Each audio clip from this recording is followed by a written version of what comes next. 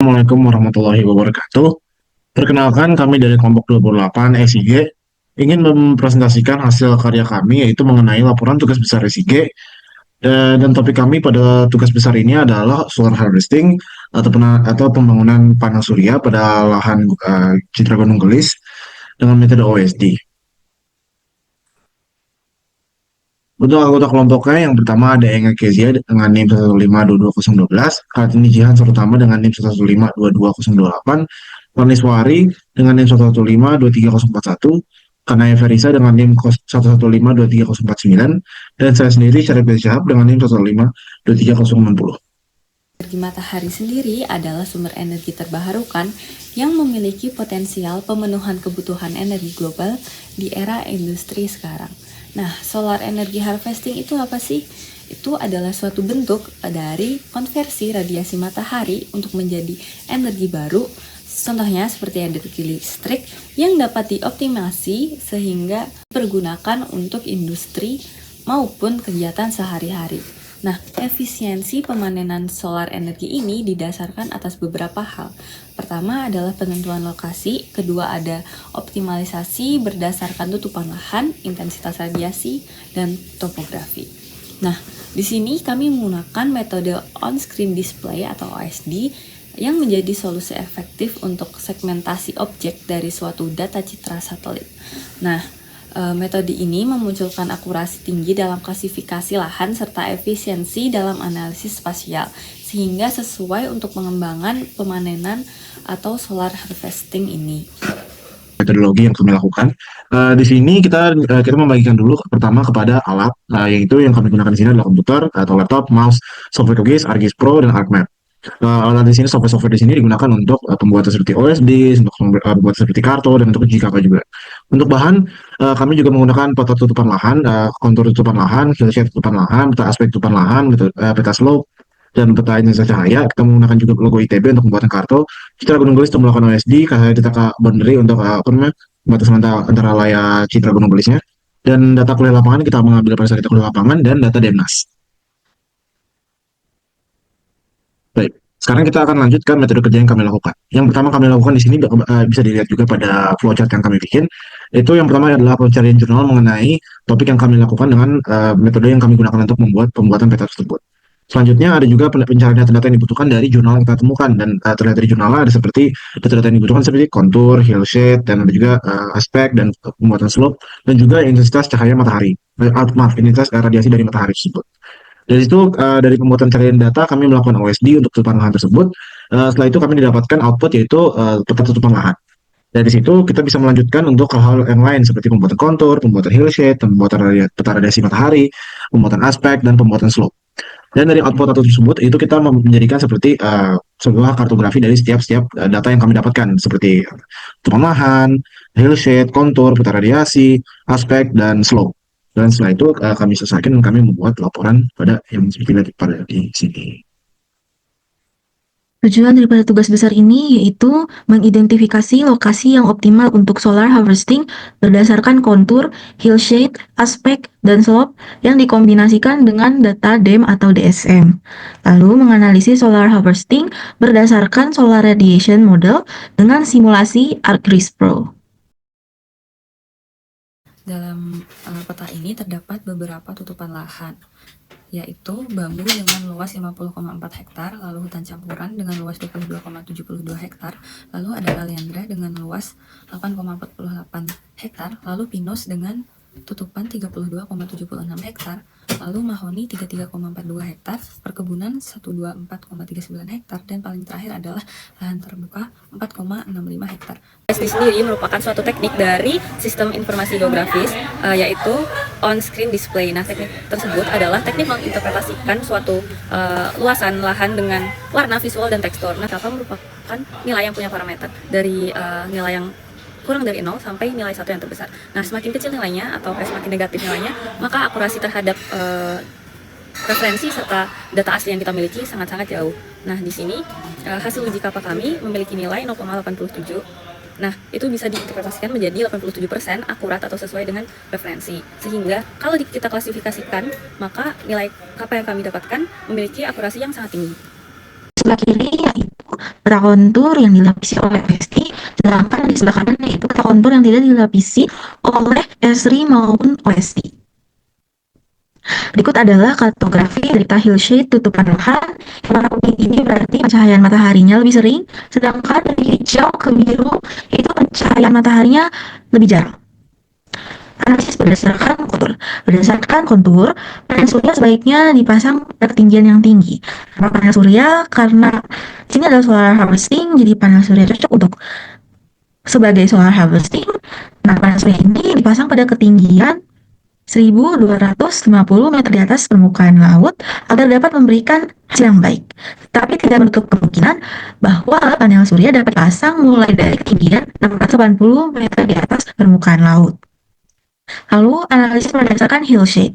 Setelah itu dianalisis dengan pancaran matahari. Yang warna kuning ini pancaran sinar mataharinya lebih sering. Nah, lokasi yang cerah pada peta hillshade adalah yang paling optimal untuk pemasangan panel surya, yaitu yang berwarna kuning ini tadi. Hal ini berarti panel surya untuk solar harvesting dapat dipasang pada ketinggian 1.200 sampai 1.250 meter di atas permukaan laut, serta dapat dipasang pada lahan terbuka yang berada di wilayah kuning ini. Itu cahayaan matahari yang lebih sering di sekitar sini. Yang ingin dibahas yaitu mengenai peta aspek tutupan lahan. Di sini adalah tutupan lahan dari Citra Gunung Gelis yang memiliki beberapa legenda, bisa dilihat juga pada kartografi yang dibuat. Itu menunjukkan beberapa warna yang membedakan antara para kemiringan. Jadi untuk warna merah itu menunjukkan kemiringan yang cukup kecil, dan juga ada beberapa kemiringan di warna lain yang menunjukkan kemiringan yang besar. Hal ini membedakan dan akan digunakan juga untuk pemilihan lahan yang cocok untuk pembangunan panel surya atau untuk dilakukannya solar harvesting. Berdasarkan peta aspek pada Gunung Gelis Jatinangor, lokasi ini memiliki potensi yang pembangunan panel surya jika mempertimbangkan kemiringan lahan dan orientasi aspek. Studi yang dari jurnal yang kami dapatkan itu menunjukkan bahwa lahan dengan kemiringan 5 derajat sampai 35 derajat itu untuk instalasi panel surya. Dengan kemiringan mendekati lintang lokasi sekitar 5 derajat sampai 10 derajat Indonesia, yang memberikan efisiensi maksimal untuk menangkap radiasi sepanjang tahun. Selain itu, area dengan orientasi selatan atau barat daya seperti terlihat pada peta ini lebih ideal untuk pemanfaatan energi matahari. Analisis menggunakan metode GIS menunjukkan bahwa lahan yang sedikit gangguan bayangan dari vegetasi atau bangunan juga penting untuk efisiensi panel surya. Oleh karena itu, dengan analisis tambahan terhadap radiasi matahari dan aksesibilitas, Gunung Gelis dapat menjadi lokasi yang layak untuk solar harvesting. Maksud dari pernyataan ini adalah untuk pembuatan lahan panel surya pada lokasi Citra Gunung Gelis ini itu dapat menjadi suatu hal yang cukup dapat dilakukan, karena kan ada beberapa lokasi di Gunung Gelis tersebut yang bisa menjadi cocok karena kemiringannya cocok juga dengan pembuatan panel surya, dan karena kemiringannya cocok juga maka intensitas radiasi mataharinya juga akan semakin tinggi, sehingga untuk melakukan solar harvesting itu juga cukup menjadi suatu hal yang efektif dan berguna juga, karena semakin tinggi radiasi mataharinya, semakin miring, semakin cocok untuk kemiringan lahannya, maka panel surya yang digunakan itu akan menjadi semakin berguna juga. Slot itu merupakan pengukuran terhadap kemiringan lereng. Nah, di sini dapat dilihat terdapat peta hasil kartografi dari AHDTK Gunung Gelis berdasarkan slop atau kemiringan lereng. Analisis berdasarkan slop yang telah dilakukan pada tutupan lahan KHDTK Gunung Gelis didapatkan bahwa Gunung Gelis ini memiliki potensi untuk solar harvesting. Hal ini dapat dilihat pada peta analisis tutupan lahan KHDTK Gunung Gelis berdasarkan kemiringan lereng, bahwa lereng dengan kemiringan kisaran angka 1-30% memiliki potensi untuk dipasangi solar harvesting. Nilai kemiringan ini dianggap sebagai nilai paling ideal untuk solar harvesting. Nah, di sini dapat dilihat bahwa kisaran angka 1-30% ini ditunjukkan oleh gambar dengan warna ungu, biru, dan hijau, dan juga orange. Nah, dari ketiga ini tuh menunjukkan bahwa warna ungu ini menunjukkan bahwa lahan KHDTK Gunung Gelis ini berupa datar, kemudian biru itu landai, hijau itu agak curam, dan oranye itu curam. Nah, berdasarkan analisis yang telah dilakukan oleh kelompok kami dan berdasarkan dari beberapa jurnal yang telah dibaca, bahwa untuk kemiringan lereng yang paling ideal untuk dipasangi atau untuk digunakan sebagai kawasan untuk solar harvesting itu berada pada kisaran 1-30%. Nah, ini tuh menunjukkan bahwa kawasan dengan lahan yang datar, landai, curam dan agak curam ini tuh bisa dijadikan sebagai lahan untuk pemasangan dan penggunaan bagi solar harvesting. Berikut adalah kartografi dari radiasi sinar matahari secara tahunan di KHDTK Gunung Gelis. Jadi di sini solar radiation-nya itu dibedakan atau diklasifikasikan menjadi 4, yaitu radiasi rendah, radiasi sedang, radiasi tinggi, dan radiasi sangat tinggi. Di sini tidak terlihat radiasi rendah karena memang radiasi sinar matahari paling rendah yang ada di Gunung Gelis ini adalah sekitar 1100, sehingga tidak masuk ke dalam range untuk radiation rendah, yang dimana range-nya itu adalah 0 sampai 1000. Oke, selanjutnya masuk ke analisis solar harvesting berdasarkan sinar matahari. Jadi untuk analisis kali ini, klasifikasian tingkat radiasi matahari itu ada di tabel ini. Sumbernya juga sudah ada di sini. Nah, jadi klasifikasi itu dibedakan jadi empat kategori. Yang pertama ada rendah, sedang, tinggi, dan sangat tinggi. Jadi untuk kategori atau klasifikasi rendah, tingkat radiasi matahari itu di bawah 1000 kWh per meter persegi. Sedangkan untuk kategori sedang itu ada di range 1000 sampai 1450. Untuk tinggi dia itu 1450 sampai 1180. Dan untuk kategori sangat tinggi itu di atas 1850 kWh per meter persegi. Nah, jadi radiasi sinar matahari dan temperaturnya itu memiliki korelasi yang sangat kuat dengan daya atau efektivitas dari panel surya.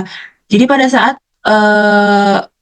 radiasi matahari itu tinggi, daya yang dapat dihasilkan oleh panel surya juga akan tinggi, sehingga ya efektivitas panelnya juga bisa disebut sebagai efektivitas yang tinggi.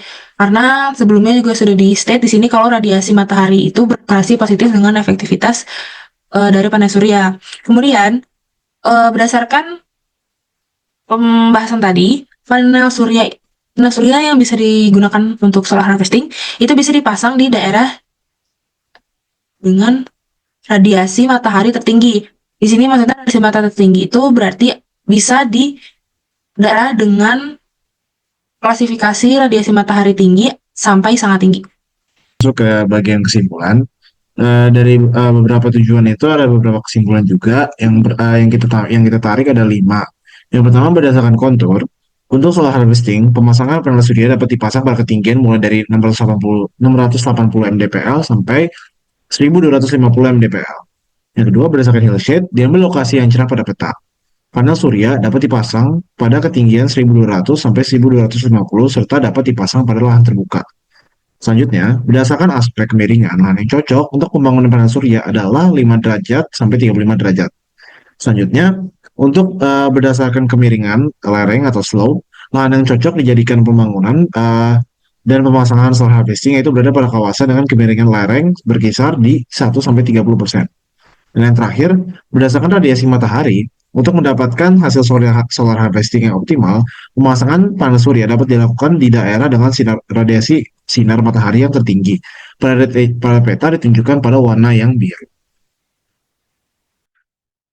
Sekiranya itu saja dari presentasi yang kami lakukan. Ingin berterima kasih juga kepada seluruh asisten SIG yang telah membantu kami dan membimbing kami terhadap segala kesusahan dan tugas kami. Ingin terima kasih juga kepada asisten praktik kita, Kak Altovina, yang sudah membantu kami selama perjalanan kami dari awal kita tidak mengetahui apa-apa sampai sekarang sudah membuat laporan tugas besar ini. Dan sekiranya itu saja dari laporan dari presentasi kami. Mohon maaf bila ada kata-kata yang salah atau kata-kata yang kurang. Saya cukupkan presentasi kali ini. Terima kasih atas perhatiannya. Wassalamualaikum warahmatullahi wabarakatuh.